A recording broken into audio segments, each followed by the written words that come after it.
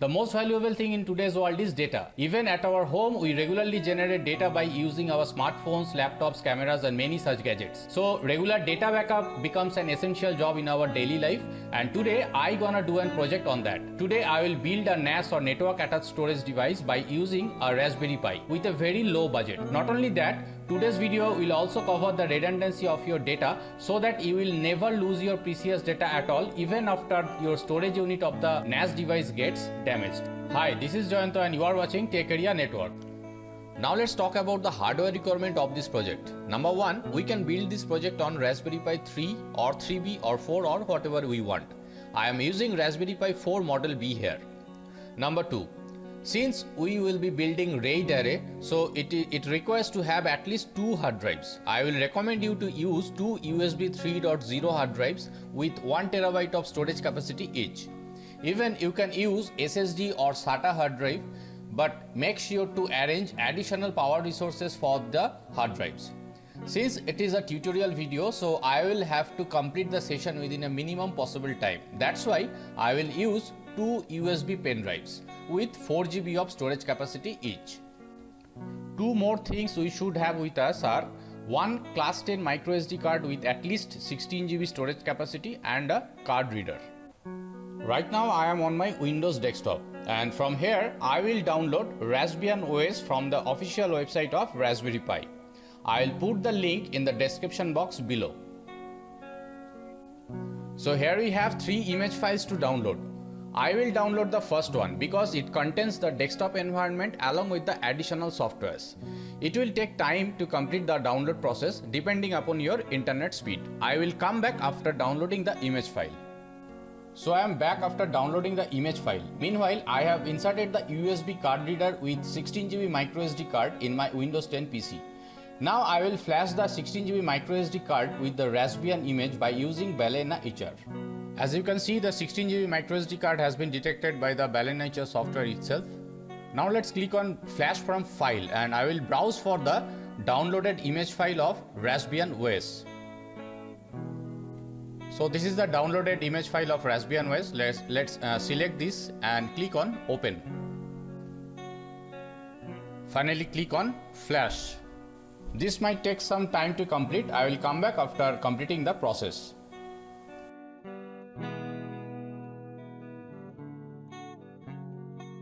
So the SD card is ready. Now I will insert the card in Raspberry Pi and connect monitor, keyboard, mouse and power on the Raspberry Pi device. So this is the interface of Raspbian OS and I have opened up the terminal here. As the Raspberry Pi 4 Model B has the built-in Wi-Fi network adapter, so I have connected the device to my home Wi-Fi router to get the internet. You can use the wired connection too. Before going to the main configuration part, I will highly recommend you to run these 2 commands. Number 1, sudo apt-get space update and then sudo apt-get space then upgrade. These 2 commands will update the list of available packages and their versions and then install or upgrade the packages. Now it's time to start the main configuration. I have inserted both the USB pen drives in this Raspberry Pi device. Now I will need a partitioning tool. So I will install a package called gparted.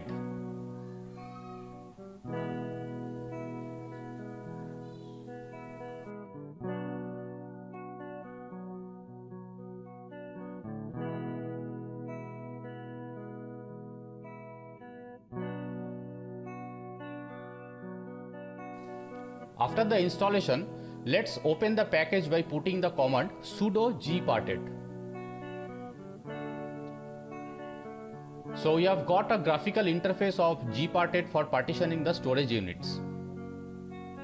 Here you will find the storage units which are attached with this Raspberry Pi device. Number 1 /dev/mmcblk0. This is the 16 GB micro SD card on which we have installed the Raspbian OS. So we have nothing to do with this one. Number 2 /dev/sda. This is representing the first 4 GB pen drive. And number 3 /dev/sdb. This is representing the second 4 GB pen drive. So the last two drives will be our working drives to build the NAS. As this is a tutorial video, so I am using the 4GB pen drives to complete the video within a minimum time period. You can use 1TB, 2TB, 4TB or whatever you want for using the NAS device in the real life. Now let's select the first 4GB storage unit. As I did the testing earlier, so here you are getting the file system as Linux RAID.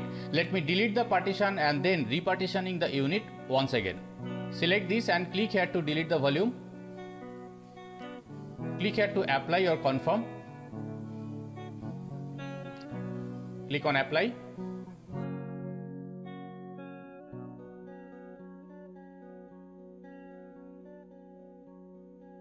Okay, now click here to make a new partition on /dev/sda, which is my first 4GB pen drive. Make sure you are going with the default values which are being seen here.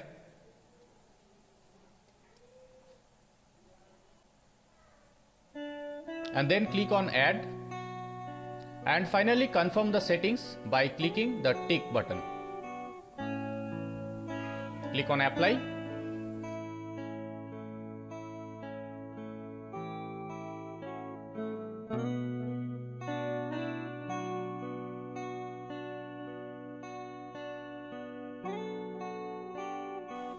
So we are done with our first storage unit of the NAS device. Let's now do the same things for the second 4GB storage unit, that is /dev/sdb. See, all the buttons to create a new partition are disabled here. If you have faced the issue like me, then just go to the partition menu and click on unmount. Now it's good to carry on the partition process. Do the same thing what we have done for the first one.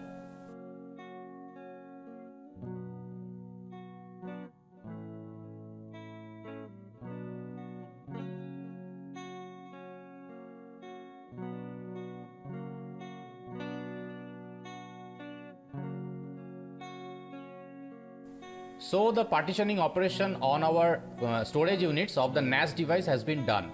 As we need the redundancy so that we will never lose our valuable data at all, so we will have to configure software RAID by using the package called MDADM. So let's now install it. I will use the command sudo apt-get install, then MDADM.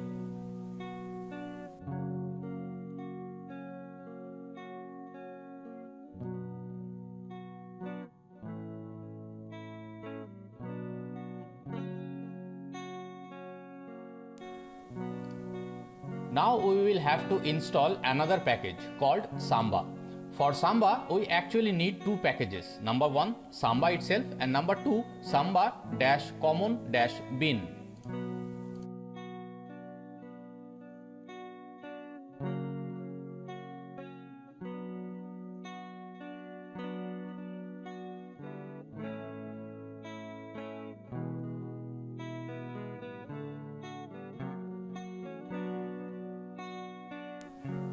Before starting the RAID configuration, let's check the storage unit's status by using the command sudo space blkid.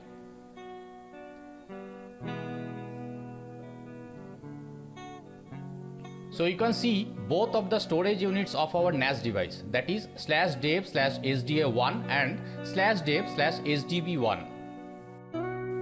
Now let's configure the RAID. So I'll put sudo mdadm --create --verbose, then put a new path of the RAID volume. I am defining it as /dev/md1. Then --level, I will go for the RAID 10, so I will put 10 as my level. Then the RAID devices, I will use two storage units for this RAID.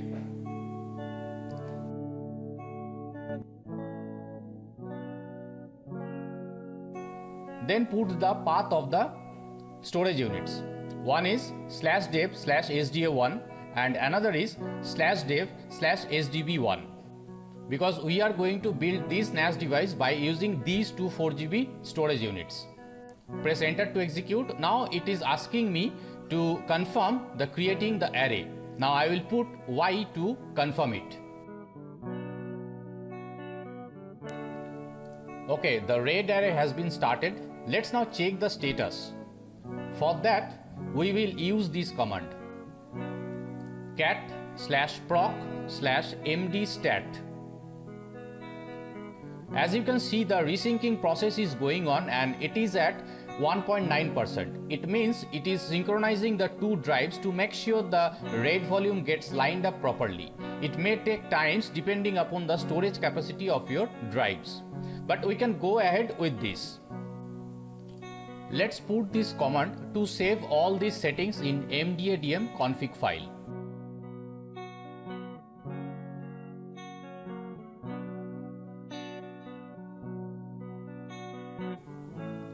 Okay, this command should be run by the root user itself. So I will put sudo space -i to switch to the root user. Now put the command again.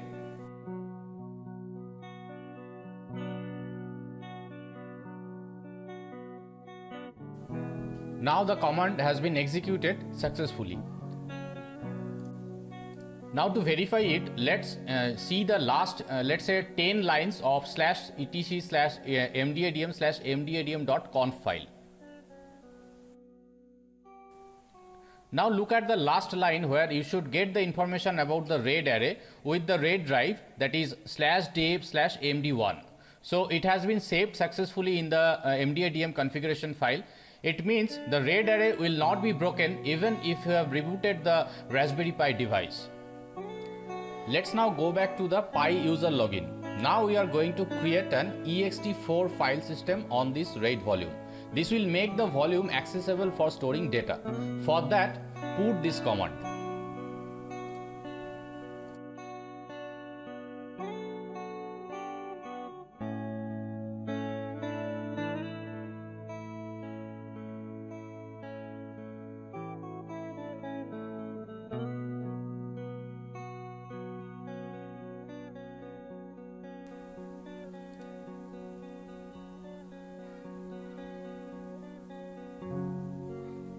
Once it gets done, try to mount the RAID volume, that is /dev/md1 temporarily, and I am mounting it on /mnt.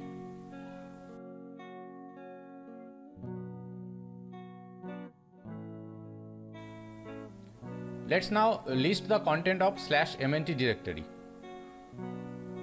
So only one default directory, that is lost and found, which usually comes with the RAID volume, is there.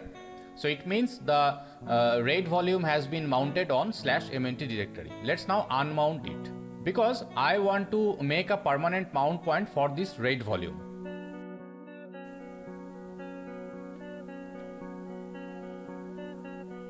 Now I will create a directory under root, and it will be named as /rpi_nas,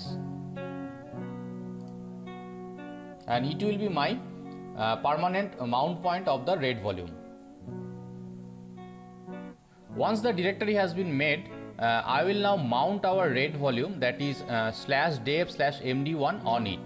So I will put the command sudo mount, then the RAID volume name, in my case it is /dev/md1, and then the mount point, that is /rpi_nas.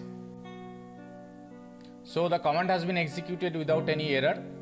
Let's list the content of /rpi_nas. It must contain lost and found directory.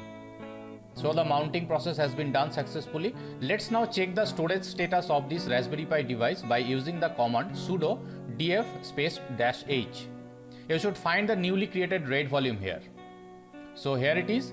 The volume name is /dev/md1. The usable size is almost 4GB because we have built the mirroring RAID, and it is mounted on /rpi_nas directory.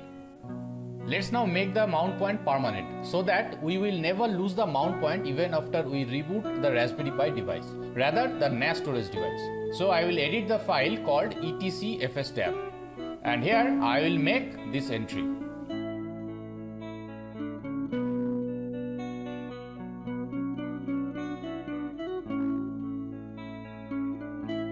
So finally save and close this file by pressing Ctrl O and Ctrl X. So it's done now. Let me check the resyncing status of the RAID volume again. So let's open cat/proc/mdstat.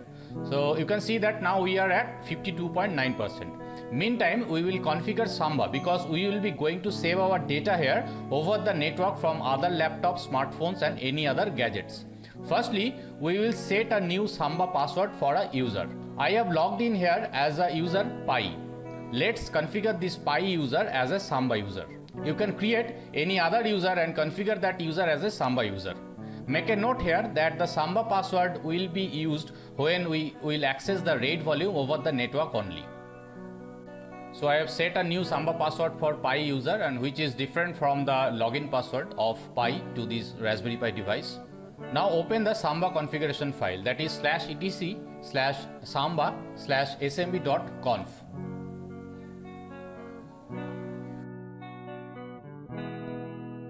Go to the bottom of this file and add these lines.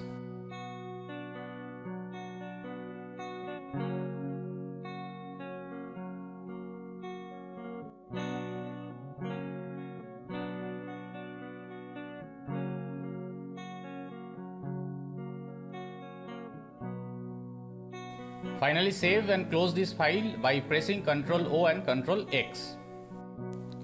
Let's now verify whether the Samba configuration is correct by using the command test perm. As you can see, all the services are loaded successfully and our configuration is good to go. Let's now restart the Samba service. Sudo systemctl restart smvd.service. Let's check the status. Sudo systemctl status smvd.service. So you can see it's active and running. Now we will need to change the ownership of our mount point, that is /rpi_nas directory.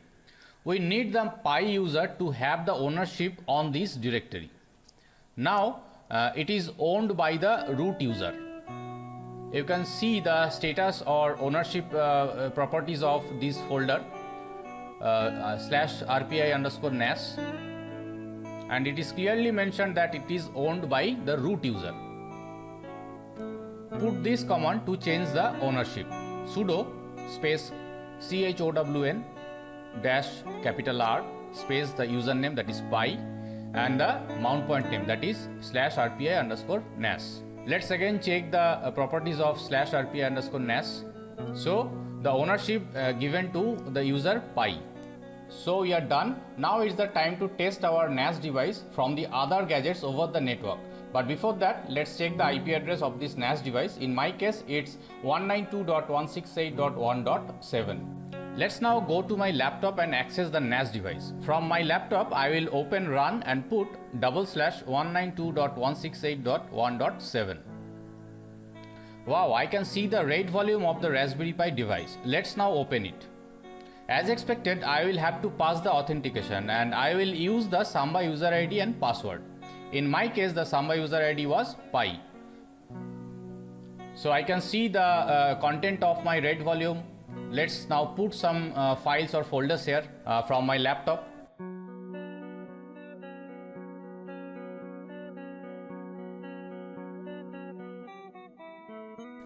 To verify whether the files are stored in our NAS device, go back to the Raspberry Pi and list the content of the mount point. In my case, it was /rpi_nas. So we can see the same content which we have stored from our laptop. So it means we are saving our files or data in the right NAS device over the network. One more thing I will do here, I will map this NAS device as a network drive in my laptop so that we can get the drive from my computer.